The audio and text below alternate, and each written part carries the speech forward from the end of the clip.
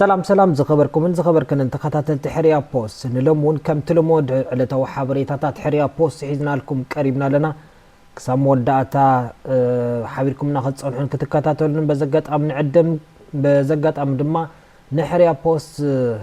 سبسكرايب لايك بمبال كسعبنا بزقات ام نعدمكم نبتي فلما حبريتا خنسجر اب لو معلتي اب مونغو ايران اسرائيل كمون امريكا زكايد ناي دبداب نيوكليرن نفرتي كويناتن قصيلو وعيلو اف 15 نفريت وغا امريكا ونا بكويت تحمششن الله مجمرتا اف 15 نفريت وغ ايجل زعينتا نفريت وغ امريكا بكويت كم زتحمششتن صنيحنون تماساسالي كلت وغ نفرت امريكا اب كويت نابوتادراو معسكر نا امريكا كعرفا قبلا بحيل اير كويت كم زتهارما مع كنا زينا ندق على حنا تقابلالو زو على غدايو حيل اير كويت نتي كستت سلمتاي كم خمس جبر مع كنا زينا كم صبصبو مالتيو كاب ايران تماساسالي متقعتي اندا تقايدلو كم زصنح زفلطيو فلا ايران تخاتاتالي دبداب ميسايلن نفرت اندات انا قالت يا صنيحه اذن اف 15 ستراك ايجل زعينتن فرت وغ امريكا دما بزي افلطو حيل اير كويت ناب مدبر حيل اير وي مدبر حيل وتادرو حيل امريكا اب كويت زركب مالتيو كعرفه قبلا كم زتهارما ايت حبريتا استرخبه زي مدرنغار تفطيرو مالتيو ناي نتي كاب ايران زتكوز زلو ميسايلات نمكلخال كبلو نتي متقعت كم زوسدو بجيجا زتوسد خم زخونه ايتي حبريتا وصي زلو زخبركم تخاتاتلتنا اتن نفرتي ملو بملو اكو انت تحمششا اب ازنورو اب انزنورو ابررتن بايلوتاتن تحققزتي ابررتن بتعمر بهوت كم زترفو اتي حبريتا يملخت اتن نفرتي مس مريت قدم ملتامن بناي كاليتا تفلالاي بناي ومبر مونچفي وي انجكشن سيت تتقيمون بزانطلا كم دحانو يتفليط زلو زخبركم تخاتاتلتنا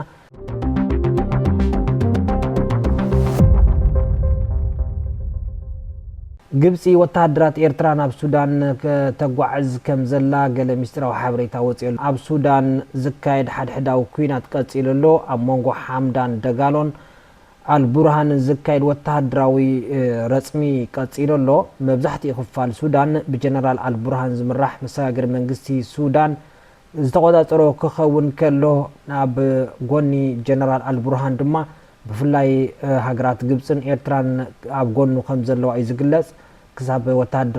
وتهدرات عم سلطانن ناي درونن حيل أيرن دقفة مقبارن إذن هاجرات بعتو بيساتفا خم زلوا يتي حبريتا زملخت لوم دما جبسي كاب إيرترا سلطانو وتهدرات ناي مبرق سودان كاب إيرتران أب سودان كجوعز كم زو على اير ايجيبت مالتيو كغعز كمزو على قال حبريتات يوصلوا زخبركم تخاتاتلتنا جبسي نغداي سودان بعتو يا حيزاتو زلا كم تقدموا بزحلفه ونزوص مالتيو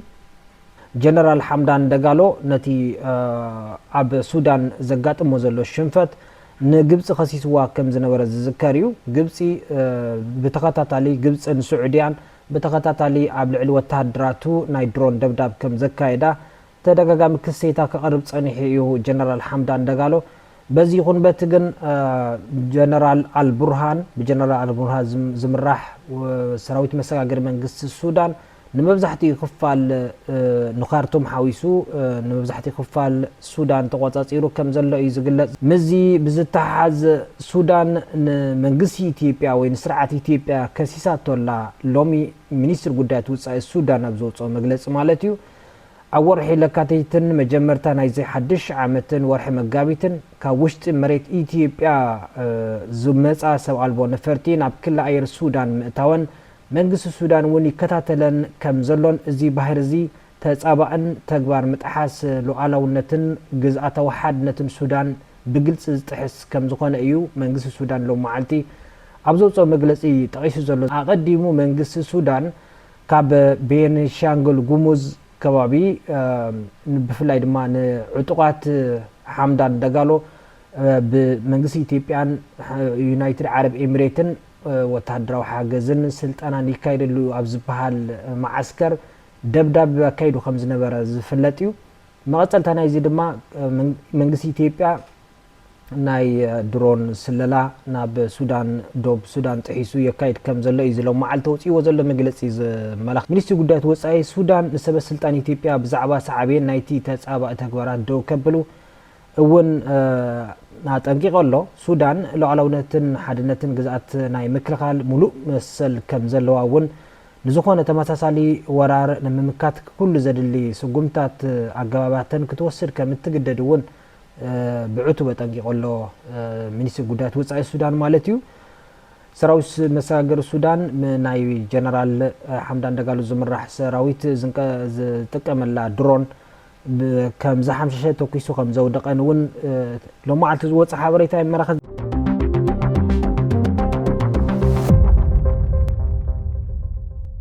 ፕሬዝደንት ጊዜያዊ ምምሕዳር ትግራይ ሌተናንት ጀነራል ታደሰ ወረደ ኩሎም ውፅዓት ኣብ ጎኒ ትግራይ ክስለፉ ፀዊዑ ኣሎ መበል 130 ዓመት ዝኽሪ ዓወት ዓድዋ ምልኪቱ እቲ ብጽሕፈት ፕሬዝደንት ኣብ ዝዘርግሖ ዜና ማለት እዩ ትግራዋይ ናይ መጀመርታ ጻዓዱ ወረርቲ ባዕዳውያን በይኑ መኪቱ ብዓወት ዘመዝገበን መሰስ ዝበለን ክብሪ ዓድን ሉዓላውነትን ዘየድፈረ ህዝቢ እዩ ክብል እዩ ኣብ መግለጺኡ ሓቢሩ ዘሎ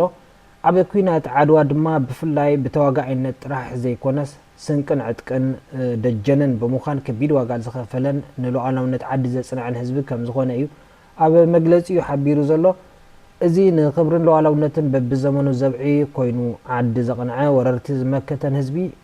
እቲ ሕዚ ገጢሞ ዘሎ ኩሉ ሚድያዊ ፀበባን ሃስያን ዘይግብኦን ዘይምጥኖን ስለ ዝኾነ በዚ ኣጋጣሚ ኩሎም ውፅዓት ኣብ ጎኒ ህዝቢ ትግራይ ክቆሙ ፃውዒቱ እውን ኣቕሪቡ ኣሎ ነቲ ሕዚ ዘሎ ክስተት ብምጥቃስ ማለት እዩ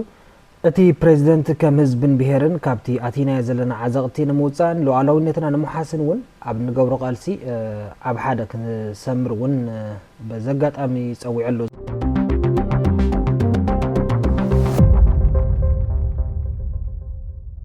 መበል 130 ዓመት ዝኽበር ዝኽሪ ዓወት ዓድዋ ኣብ ኣዲስ አበባን ኣብ ከተማ ዓድዋን ተኸቢሩ ኣሎ ኣብ ኣዲስ አበባ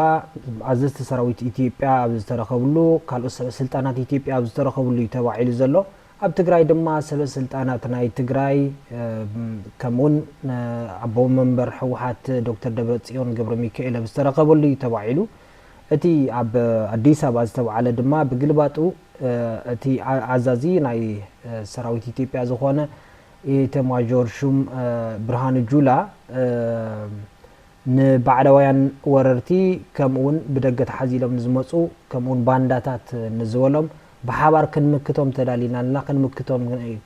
ክንምክቶም ኢና ከዓ ክብል ኢሎም መዓልቲ መግለፂ ኣውፅኡ ዘሎ በትግራይ እውን ብተመሳሳሊ ነቲ ብመንግስቲ ኢትዮጵያ ዝካየድ ዘሎ ተኽታኺ ናይ ኩናት ተደጋጋሚ መደረን መግለፅን ዝኾነን ዓይነት መደረ እዩ ብዶክተር ደብረጽዮን ገብረ ሚካኤል ይኹን ብከንቲባ ከተማ ዓድዋ እውን ዝተሰምዐ ማለት እዩ ናብ ዝቕፅልን ናይ መወዳእታን ሓበሬታ ክንሰግር ማእከላይ ምብራቕ ሕጂ እውን ኣብ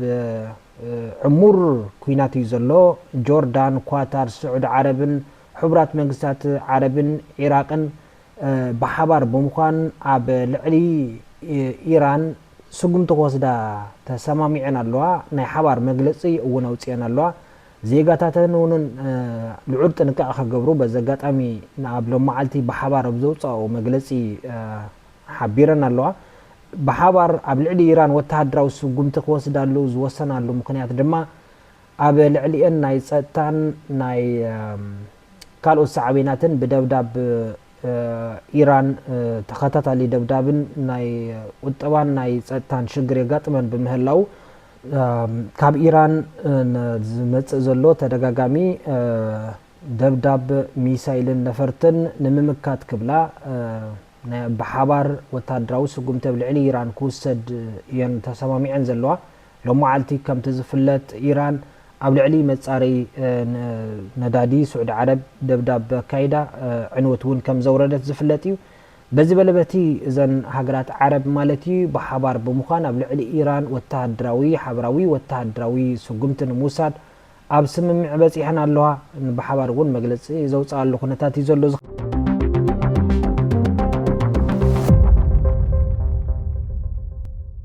ንሎም ዝነበረና ሓበሬታ ሓርያ ፖስት ነዚ ክትከታተልዎ ፀናሕኩም ይመስል ነይሩ ምሳና ፀኒሕኩም ስለ ዝተከታተልኩምና ካብ ልብና መስግን ሰላም ወሰናይ